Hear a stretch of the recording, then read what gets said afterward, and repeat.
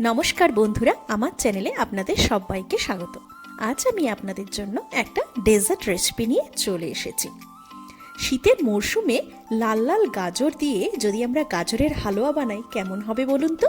আর এই গাজরের হালুয়া কিন্তু খুব কম সময়ে আর খুবই কম উপকরণ দিয়ে বানানো যায়। সেই জন্য আজ আমি আপনাদেরকে গাজরের হালুয়া বানিয়ে দেখাবো। তো চলুন দেখে নেওয়া যাক আমরা এই সুস্বাদু ডেজার্ট রেসিপিটা কেমন করে বানাই। গাজরের হালুয়া বানানোর জন্য আমি এখানে 1 কিলো লাল লাল গাজর নিয়েছি। শীতকালের এই গাজরটা কিন্তু খুব নরম হয় আর এটা টেস্টিও হয়। আর সারা বছর আমরা যে গাজরটা পাই যেটা অরেঞ্জ কালারের হয়, আপনারা সেটা দিয়ে করতে পারেন, তবে তার থেকে এর টেস্ট কিন্তু খুব ভালো হয়। এটা খুব নরমও হয় আর এর রঙটাও কিন্তু খুব সুন্দর আসে। তো এবার আমি এই গাজরগুলো লম্বা লম্বা হয়, এগুলোকে ছোট করে এগুলোর আমি ছালগুলো তুলে নিয়েছি। এবার দেখুন এটাকে আমি গ্রেট করে নেব। সমস্ত গাজরগুলোকে আপনাদের গ্রেট করতে একটু সময় লাগবে। এই আমার সমস্ত গাজর গ্রেট করা হয়ে গিয়েছে। দেখুন গাজরগুলো গ্রেট করতে আপনাদের যতটা সময় লাগবে আপনাদের রান্না করতে কিন্তু সেই সময় লাগবে না। চলুন এবার দেখুন এর নেক্সট স্টেপ আমি কি করি। এবার চলুন এই গাজরের হালুয়া বানাতে আমি কি কি নিয়েছি আপনাদের দেখাই। আমি একটা নেসলে কোম্পানির মিল্ক মেড নিয়েছি আর নিয়েছি 200 গ্রাম চিনি। 1 কিলো গাজরের জন্য 200 গ্রাম চিনি নিয়েছি। ড্রাই ফ্রুটসে আমি কিছু আলমন্ড আর কাজু নিয়েছি, এগুলোকে আমি ভেঙে নেব। আর এখানে দুধটাকে গরম করে নর্মাল টেম্পারেচারে 2 কাপ দুধ নিয়েছি আর 5-6টা দানা এলাচ নিয়েছি। আর এখানে তো আমাদের গ্রেট করা গাজর আছে। আর ঘিও কিন্তু আমাদের লাগবে, সেটা আপনাদেরকে দেখাচ্ছি। আমি প্রথমে 2 চামচ ঘি দিয়ে দিলাম। ঘিটা দিয়ে এবার কাজু আর আলমন্ড যে রেখেছিলাম সেটাকে অল্প করে ভেঙে নিয়েছি। ভেঙে এবার সেটাকে এই ঘিয়ের মধ্যে একটু ভেজে তুলে রেখে দেব।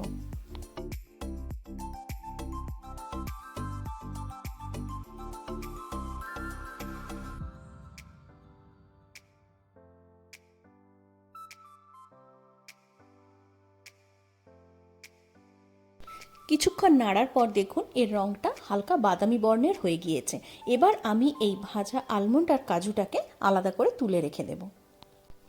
এবার সমস্ত কাজু আর আলমন্ডকে তুলে আমি এর মধ্যে আরও 3 টেবিল চামচ ঘি দিয়ে দিয়েছি। এবার তার মধ্যে যে গ্রেট করা গাজরটা ছিল সমস্ত গাজরগুলোকে আমি আস্তে আস্তে দিয়ে দেব। সমস্ত গাজরগুলোকে কিন্তু আমাদের ঘিতে প্রথমে ভেজে নিতে হবে, তবে আপনারা কিন্তু গ্যাস বা ইন্ডাকশানে যাতেই করুন একদম ফ্লেমটা লোতে রাখবেন, নাহলে কিন্তু এটা নিচে লেগে যাওয়ার সম্ভাবনা থাকে। দেখুন আমি সমস্ত গাজরগুলো দিয়ে দিয়েছি। এবার আমি এটাকে ভালো করে নেড়ে নেব।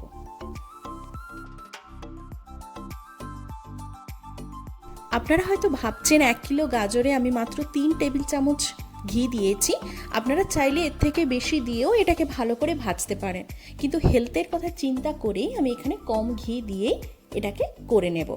টেস্ট কিন্তু একটুও খারাপ হবে না, আপনারা একবার করে দেখবেন তাহলেই বুঝতে পারবেন। আমি এটাকে এবার ঢাকা দিয়ে দেব। ঢাকা দিয়ে এটাকে আস্তে আস্তে করব। দেখুন কিছুক্ষণ পরে ঢাকাটা খুললাম।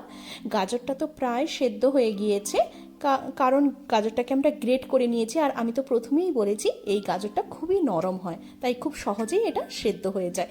দেখুন এর রঙটা কিন্তু আস্তে আস্তে চেঞ্জ হয়ে যাচ্ছে। এইভাবে ঢাকাটা খুলে আরও একবার ভালো করে নাড়িয়ে নেব। এবার কিছুক্ষণ নেড়ে এটাকে আরও আমি 5 মিনিটের জন্য ঢাকা দিয়ে দেব। 5 মিনিট হয়ে গিয়েছে। এবার ঢাকাটা আমি খুলে নিলাম। আর দেখুন এটা একদম সুসিদ্ধ হয়ে গিয়েছে। আর যেহেতু আমি এটা লো ফ্লেমে করছি তো আমার নিচে লেগেও যাচ্ছে না। আমার কিন্তু ঘি কম হলেও এটা নিচে লাগছে না। আর এর গন্ধটা কিন্তু খুবই সুন্দর বেরিয়েছে। এবার আমি এর মধ্যে যে 2 কাপের মতো দুধটা নিয়েছিলাম সেটা দিয়ে দেব। তবে প্রথমেই আমি 2 কাপ দুধ দেব না, আমি 1.5 কাপ দুধ দেব। তারপরে আমি আর বাদ বাকিটা জয়েন্ট করব। আমি দুধটাকে আগেই গরম করে ঠান্ডা করে রেখেছিলাম, তবে ফ্রিজের ঠান্ডা দুধ দেবেন না, নর্মাল টেম্পারেচারে দুধটাই দেবেন। আমি যেহেতু এটা আগে থেকে ঠান্ডা করে রেখেছিলাম দুধটা, তো সেই জন্য সেই দুধটা আমি দিলাম। দেখুন আমি যে দুধটা দিয়েছিলাম তারপরে বাদবাকি দুধটাও দিয়ে দিলাম। আপনারা চাইলে এর থেকেও বেশি দুধ দিতে পারেন, কিন্তু যেহেতু আমি মিল্কমেড বেশি দেব তাই জন্য দুধটা কমই দিলাম। অলরেডি আমাদের গাজরটা সেদ্ধ হয়ে গিয়েছে, তাই আমি এই দুধটা দিয়ে দেওয়ার পরে যে এলাচগুলো রেখেছিলাম তার দানাগুলোকে আলাদা করে রেখেছি, উপরের যে খোলাটা সেটাকে দিয়ে দিচ্ছি আগে।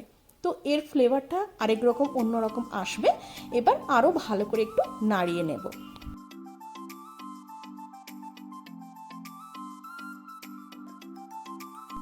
এবার এটাকে একটু ভালো করে নেড়ে আমি জাস্ট 2 মিনিটের জন্য এটাকে ঢাকা দিয়ে দেব। তাহলে যে দুধটা দিয়েছি সে দুধটাও শুকনো হয়ে যাবে। 2 মিনিট হয়ে গিয়েছে, দেখুন আমি যে দুধটা দিয়েছিলাম সেই দুধটা কিন্তু একদম শুকনো হয়ে গিয়েছে, আর গাজরটা তো সেদ্ধ হয়েই ছিল। এবার আমি এর মধ্যে যে 200 গ্রাম চিনিটা রেখেছিলাম সেই চিনিটা দিয়ে দেব। চিনিটা দিয়ে আবারও ভালো করে মিশিয়ে নিতে হবে। আমি কিন্তু এখানে 1 কিলো গাজরের জন্য 200 গ্রাম চিনি আর 200 গ্রাম মিল্কমেড অ্যাড করছি। মিল্কমেডটা এমনিতেই খুব মিষ্টি হয়, আর আমি গাজরের হালুয়াটা বেশি মিষ্টি বানাবো না, তো সেই জন্য 200 গ্রাম চিনি নিয়েছি। আপনারা বেশি মিষ্টি খেতে চাইলে আরও দিতে পারেন। এবার দেখুন আমি পুরো মিল্কমেডটা এর মধ্যে অ্যাড করে দিচ্ছি।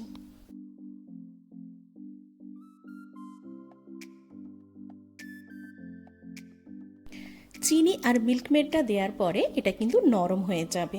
নরম মানে জুসি জুসি হয়ে যাবে। আমরা দুধটা দেওয়ার পরে যখন শুকনো করে নিয়েছিলাম দেখেছিলেন একদম জুসি ভাবটা ছিল না, কিন্তু এই মিল্কমেড আর চিনি দেওয়ার পরে এটা আবারও ওরকম হয়ে যাবে।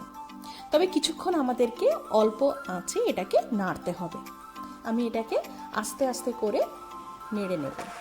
কিছুক্ষণ পরে দেখুন এর রঙটা চেঞ্জ হয়ে গিয়েছে আর জুসি ভাবটা অনেকটাই কমে চলে এসছে। এইভাবেই আপনাদেরকে নাড়াতে হবে। দেখবেন চিনি দেওয়ার পরে এর রঙটা আস্তে আস্তে চেঞ্জ হয়ে যাচ্ছে, আর রঙটা দেখছেন তো ক্রমশ লাল হয়ে যাচ্ছে। এটা একমাত্র আপনারা এই লাল গাজর দিয়ে বানালেই রঙটা এরকম আসবে, আর গন্ধটা কিন্তু অসাধারণ বেরিয়েছে।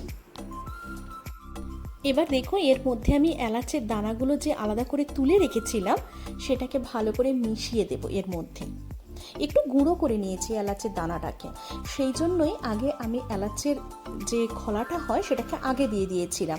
আপনারা যদি দানা সমেত এলাচটাকে প্রথমেই দিয়ে দেন তাহলে কিন্তু এই ফ্লেভারটা আসবে না, সেই জন্য দানাটাকে আপনারা পরে জয়েন্ট করবেন। আমি দেখুন এটাকে পরে জয়েন্ট করলাম, আরও কিছুক্ষণ নাড়ার পরে এটা কিন্তু একদম থকথকে আর শক্ত হয়ে গিয়েছে। সেই জুসি ভাবটাও কিন্তু নেই, আর এটা কিন্তু আমাদের একদম রেডি হয়ে গিয়েছে। দেখলেন তো কত তাড়াতাড়ি আর কত কম সময়ের মধ্যে খুব বেশি উপকরণ না দিয়েই এটা বানানো যায়, খুব সহজেই কিন্তু বানানো যায়, আর খেতে কিন্তু এটা অসাধারণ হয়। আপনারা যদি বাড়িতে না বানান আর বানিয়ে যদি না খান তাহলে কিন্তু আপনারা জানতেই পারবেন না এটা খেতে কেমন হয়। আমরা তো দোকানে অনেকবারই কিনে খাই, কিন্তু আপনারা যদি বাড়িতে একটু কম ঘি দিয়ে বানান তাহলে কিন্তু সেটা আপনারা হেলথের জন্য খুব ভালো হয়। আর দেখুন আমি গার্নিশিংয়ের জন্য একটু যে ভেজে রাখা কাজু আর আলমন্ড ছিল সেটাকে দিয়ে দিলাম। এটা আপনারা আগেও দিতে পারেন, আমি উপর থেকে এটাকে দিয়ে দিলাম, তাহলে এটা দেখতেও খুব সুন্দর হয় আর খেতেও খুব ভালো হয়। এবার আপনারা এটাকে হালুয়ার মতো করেও খেতে পারেন, বা এটাকে থালাতে পিস পিস করে আপনারা কেটেও বরফির আকারেও করতে পারেন। আমি তো আজকে হালুয়াই বানাবো, সেই জন্য এটাকে পিস পিস করে দেখালাম না, তো সেটা আপনাদের ব্যাপার। তো আজকে আমাদের রেডি হয়ে গেল খুবই কম সময়ে বানানো লাল লাল গাজরের হালুয়া। আর এই রেসিপিটা আপনারা কিন্তু বাড়িতে অবশ্যই বানাবেন, আর আপনারা কিন্তু কমেন্ট করে আমাকে জানাবেন যে আপনাদের এই রেসিপিটা খেয়ে কেমন লাগলো। তাহলে আমার এই রেসিপিটা যদি আপনাদের ভালো লাগে একটা লাইক করবেন, শেয়ার করবেন, আর আমার চ্যানেলটাকে সাবস্ক্রাইব করতে ভুলবেন না। দয়া করে আপনারা কিন্তু আমার চ্যানেলটাকে সাবস্ক্রাইব করুন, আপনারা করছেন না সাবস্ক্রাইব। ঠিক আছে, চলুন আজ তাহলে আসি, আবারও একটা নতুন রেসিপি নিয়ে আপনাদের কাছে আসবো। নমস্কার।